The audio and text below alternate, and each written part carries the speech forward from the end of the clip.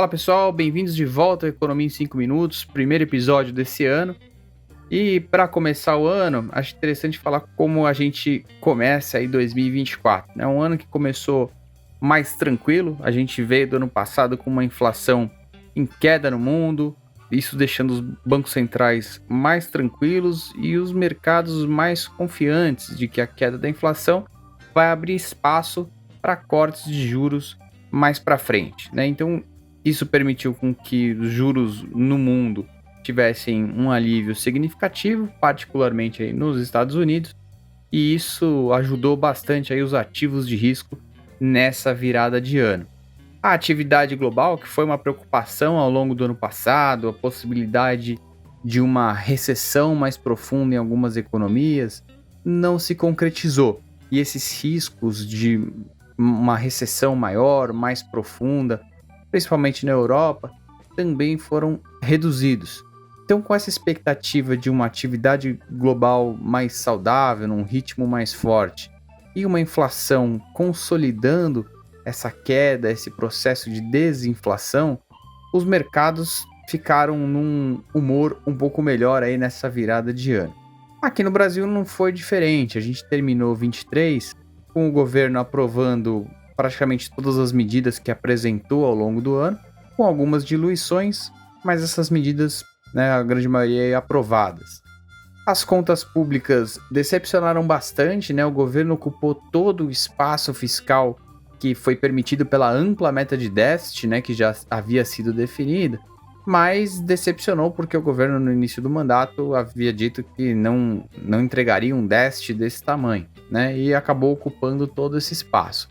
Apesar disso, a gente não teve grandes estresses aí no mercado financeiro por conta desse maior gasto fiscal ao longo do ano. Porque não só porque o mercado dá o benefício da dúvida, né, para as medidas que o governo apresentou ao longo do ano passado e se a receita que ele espera virá ou não, mas também porque a gente teve um ano positivo, né, um fluxo cambial muito forte, um ano em que a balança comercial foi lá para 100 bilhões, próximo de 100 bilhões, né? Então isso trazendo aí então um volume de recursos muito grande, ajudou a manter o câmbio mais controlado.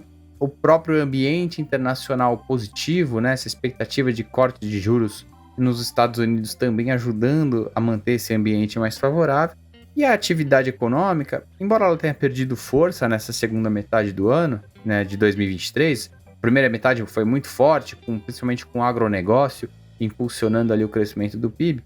Embora a segunda metade tenha sido mais fraca, a gente terminou 2023 com um crescimento muito bom, aí provavelmente próximo de 3% deva ser o PIB de 23. E com o mercado de trabalho ainda bastante aquecido, né, tanto em termos de criação de vagas, como crescimento da renda. E tudo isso em um ambiente também de inflação em queda. 2023 foi um ano em que a deflação de alimentos ajudou bastante, né, a controlar a inflação de forma geral, e a inflação de bens industriais ou industrializados também foi bem mais baixa. Até em função, o mesmo fenômeno a gente viu no mundo inteiro, né? A inflação de bens já passados, aí, os principais choques da pandemia, e com preço de commodities também mais baixos, os bens industrializados tiveram aí uma melhora de preço, e isso em vários países, isso também aconteceu no Brasil. Então, um ano em que a atividade foi bem, né? Um crescimento aí próximo de 3%, com uma inflação em queda, fluxo internacional também muito forte. Então, mesmo com essa derrapada aí na parte fiscal, com mais gastos, a gente não teve grandes estresses no mercado em função dessas notícias mais positivas. Mas os riscos estão aí. Os principais riscos para esse ano não são muito diferentes dos riscos do ano passado. O principal risco internacional são os juros globais.